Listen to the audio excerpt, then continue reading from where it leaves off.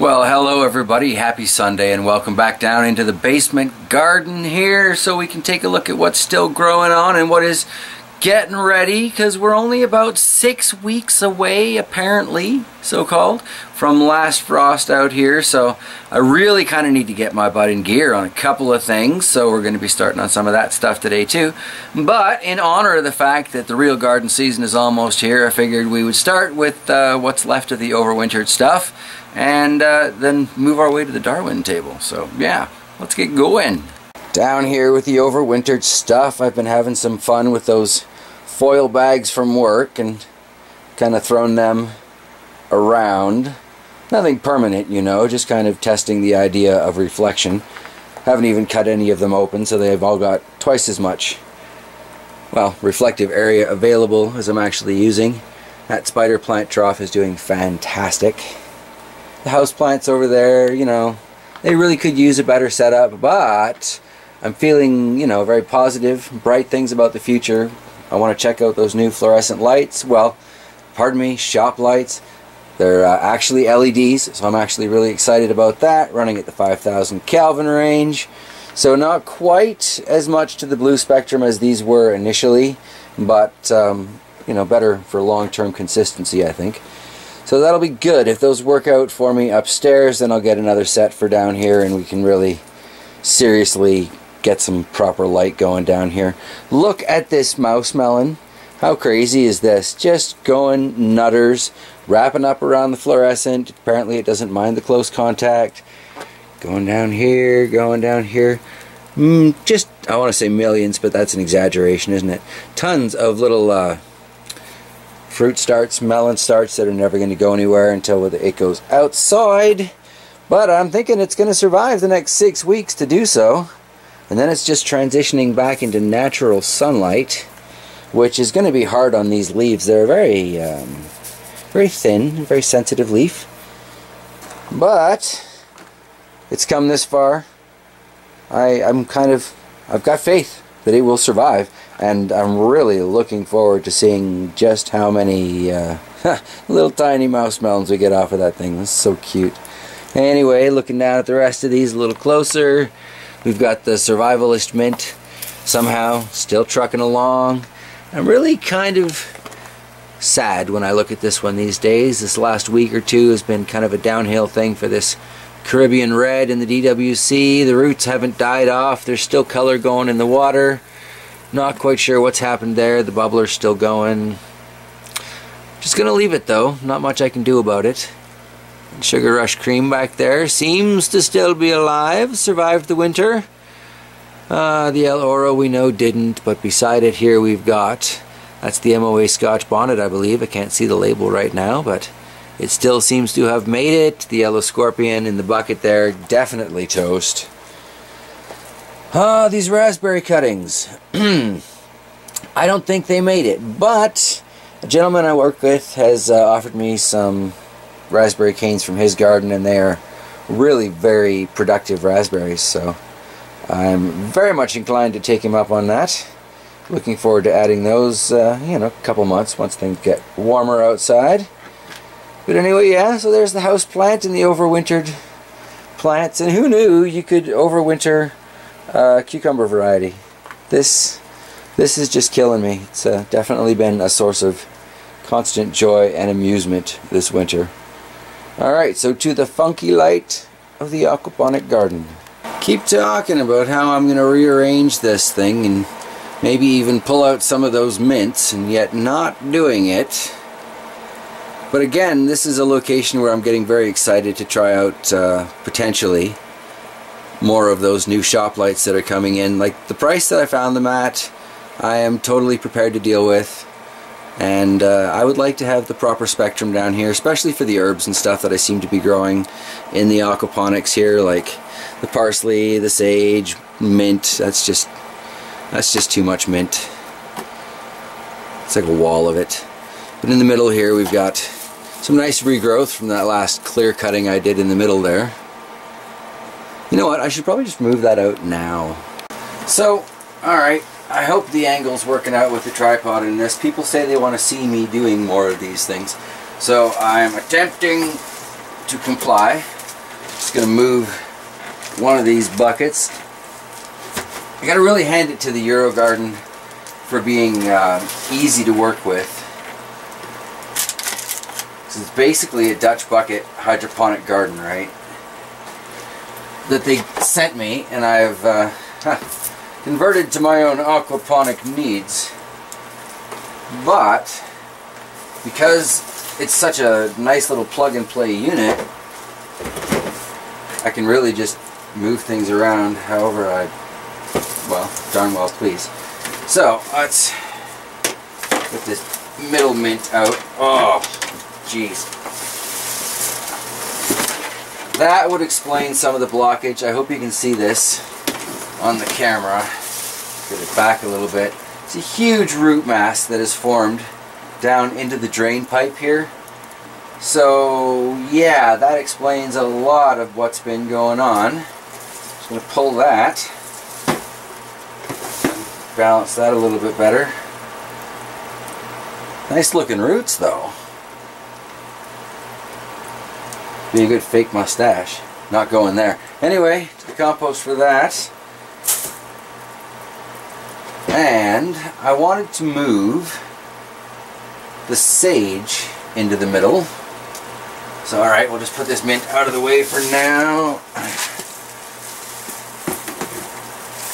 Yeah, it's much easier to mess with this than say that large table that I have from my previous aquaponic garden. But that said, there are a lot of nice things that can be said about that table too. You know what, let's just grab the scissors. Oh, one less mini cup. Haircut. Luckily the chickens seem to like mint, so it's not like this gets wasted when I do this. But I do that a lot. I'll toss that there for now. Okay. Haven't done a cleanup back here in quite a while, so forgive me. Tra-la-la-la, more compost. And pick up tricolor sage.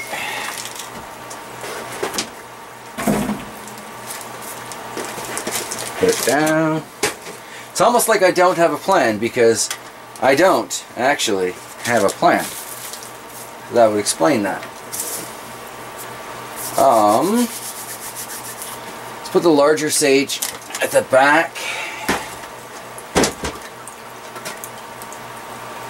A little bit of root dangling out of that, but nothing I have to worry about, I don't think. Okay, and then we'll put the smaller tricolor sage up front. And they just sit right into those little drainage holes, so very much plug and play garden. I have to really hand it to them for that. And there goes that tiny cup again. Okay, now I wanted to move the two surviving mints to the outside. Stand up, pull it.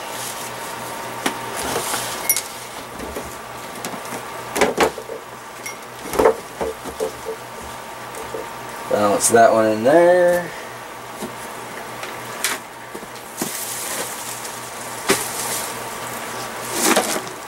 Grab this empty one, tuck it into the back.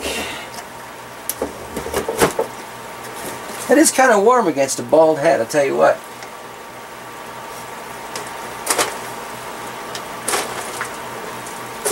Just got to remember to keep the ones that are plugged from having water going into them. But in theory, all of these mints are just fine. So for now, I will put this one back up here. And we'll give it a haircut as well. I don't think it's quite setting into its position. There we go. That looks about right. Double check. Excuse me. And it's good. It's in. Okay, so we'll take these tomatoes. Tra-la-la. I still kind of really need to figure out what I'm going to do with them long term. But they're, excuse me, not causing anybody any trouble.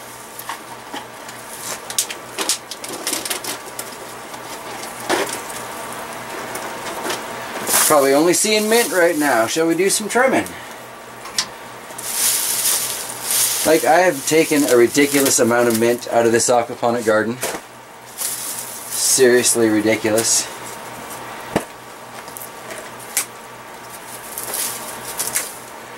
I could probably clone a good 50 new mint plants out of this if I really wanted. Excuse me.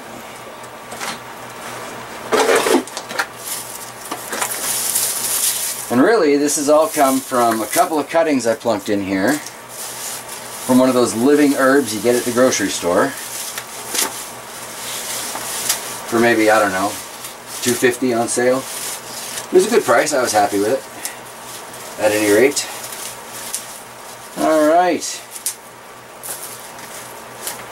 Well, that's a slightly different look for the garden, isn't it?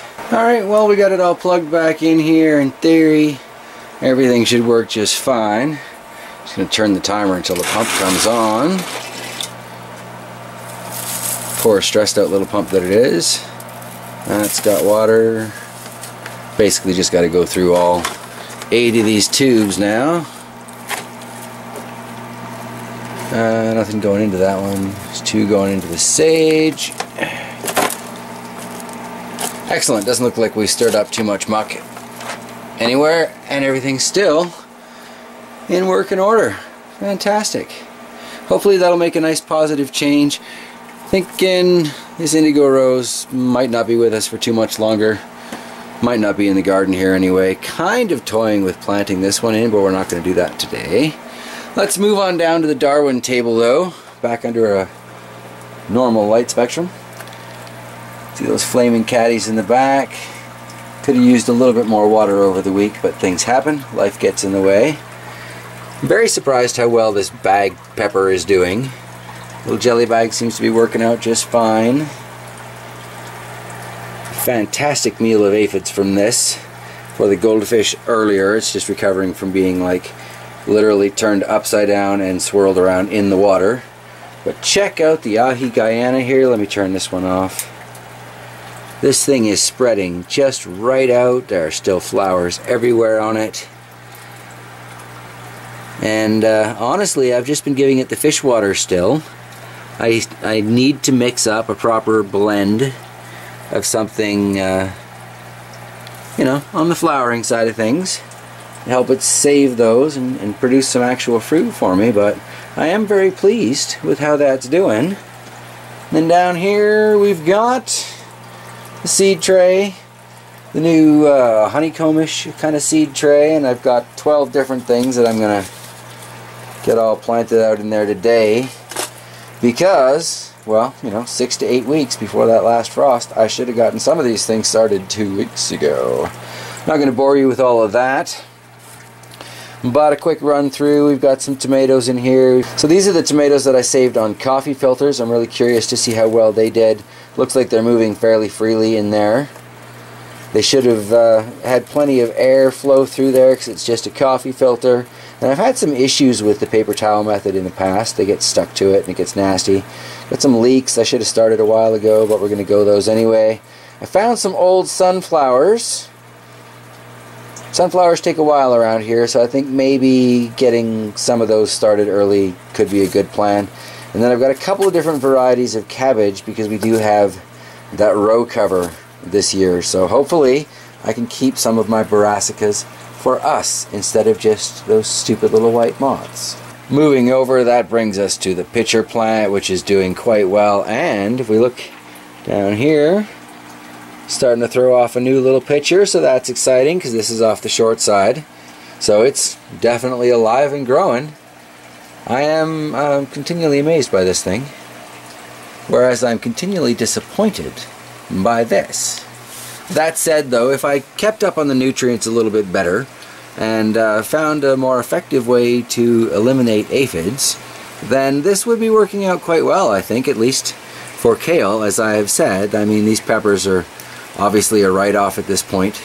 But the kale, nice and strong, nice and strong. So we'll have to see. And over here we've got the tiny peppers, the tiny cup pepper garden. This is adorable, and some of them are coming along quite nicely. You know, I'm pleased to see that.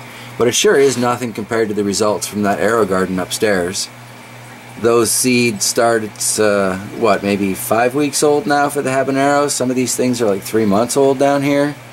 So yeah, definitely impressed with that for a seed starting method. And those guys are already into the larger party cups, whereas these little guys are still in the shot glass size ones. So yeah, I'm learning a lot this year about torturing pepper plants, but from this we have learned that a stronger light definitely makes a difference in a better leaf quality, and well, more able to deal with the damage caused by the aphids. Upstairs we have learned that, you know, more consistent temperature and an aphid-free environment obviously make a very positive difference. So it's been a good educational winter. And I've still got some nice varieties, and I've still had less of a death rate this year, sadly, than I have in previous years. Not my best start. I've had, what, 154 pepper starts our first winter here, but this is not quite there. That said, this tall one in the back corner, Charles P., I don't know if you're watching these days, but that is your pea pepper. Shocks has got one sprouted upstairs too, but so far mine's still bigger. So let's hope the man of the house wins of that competition. Anywho, got another little transplanted pepper over here. This is one of the Caribbean Reds. Habaneros everywhere. It's the year of the habanero, and I'm pretty darn happy about that. Transplanted parsley, mostly doing alright, and it's got its volunteer tomato in there. Little spider plant in the back. Have to say, I am definitely pleased with how this reflective foil, these envelopes are doing. We get tons of them at work, so I'm just putting them around everywhere. Next Thursday you'll see what I've done for the transplants upstairs with that, but I'm definitely going to be making a little tent, I think, for the new area upstairs out of these bags with some tape, because why not? If I've got the resources sitting around, I might as well make use of them rather than dropping good coin. That said, I might still go out and buy a proper grow tent just so I kind of have a pattern, and well, much like getting the arrow garden, it's nice to do, or it's nice to get something where somebody else has already done all the research and you know it's going to work, as compared to just DIYing things and wondering why it doesn't work. So yeah, a lot of my garden adventures have been learning through failures, and that's fantastic, but it's nice to have a blueprint to go back to every once in a while, just to make sure you remember what you're supposed to be doing. And on that note, I am supposed to be starting a whole bunch of seeds to get this garden growing for next year, so I am going to wrap it up today, and yeah, I'll see you again on Thursday looking at week 7 for that arrow garden setup. So that is pretty impressive too. Yeah, awesome. Hopefully I'll see you then. Take care, everybody.